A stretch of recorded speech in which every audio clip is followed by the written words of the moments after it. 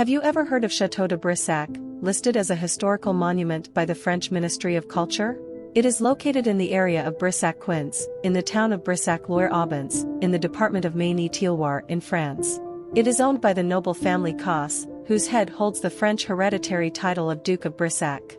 Interestingly, it has been in the possession of the same family for over 400 years. It is said that the castle was built in the 11th century and has a long and fascinating history. Known as the tallest castle in France, Château de Brissac was originally built as a defensive castle in the 11th century by Fulco III of Anjou. Many castles in the region had the same purpose due to warring families and English invaders, making the area a conflict-ridden one. After the victory over the English in the 13th century, it was gifted to Guillaume de Roches by the King of France, Philip II. In the 15th century, it was transformed into a fort-like structure by one of the ministers of Charles VII, Pierre de Brise. Some of the existing interiors can be attributed to Brisac's activities. Just 100 years later, the property was acquired by René de Cos, appointed by King Francis I as the governor of Anjou and Maine. During the French Wars of Religion in the 16th century, Château de Brissac came into the possession of Henry of Navarre, later known as King Henry IV of France. After Henry IV ascended the throne, the building was handed over to Charles II of Cos as a reward for his support, around 1611. He also received the title Duke of Brissac. Unfortunately, due to the religious wars, the castle was seriously damaged. The state of the fortifications was so critical that the fortress was almost demolished. Consequently, King Henry IV provided the newly appointed duke with the necessary funds for reconstruction. This led to a wave of construction work, making the castle the tallest of its kind in France. The facade we can observe today, inspired by the popular Baroque architecture of the time, is the result of these efforts. During the French Revolution, descendants of Charles lost the castle, and it was also destroyed and plundered during that chaotic period. It is said that the castle remained abandoned for the next half-century in a lamentable state. Only in the mid-19th century did it return to the hands of the Brissac dukes, and a thorough renovation was carried out during this time. The slow and systematic renovation program began around 1844 and was continued by subsequent dukes of Brissac.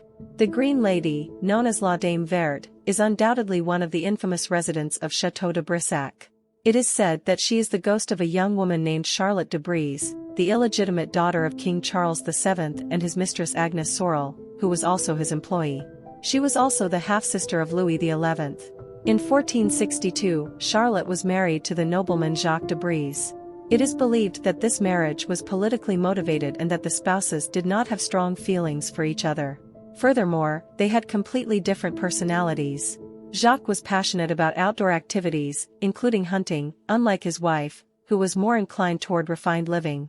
They say that on May 31, 1477, Jacques returned from hunting, had dinner with his wife, and then retired to his room, as the couple probably did not share the same bed. In the middle of the night, the master of the house was awakened by a servant with information that his wife was having an affair with a man named Pierre de Laverne, one of his huntsmen. In a fit of rage, Jacques, upon catching his wife and her lover in the act, killed them. There are two versions of how the double murder by the master of the house occurred.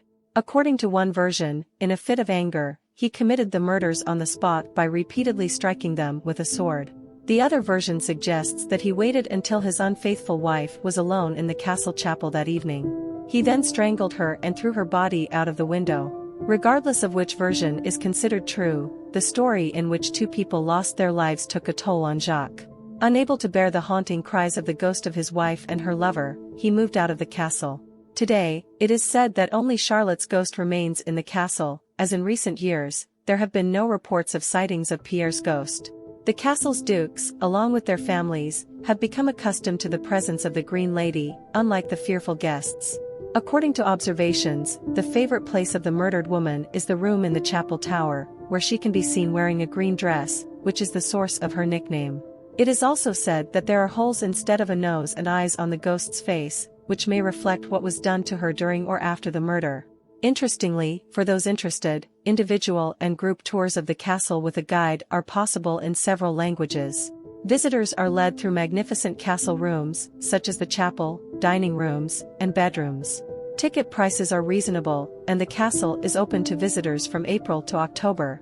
In this stunning building, both history enthusiasts and those interested in paranormal events will have much to admire.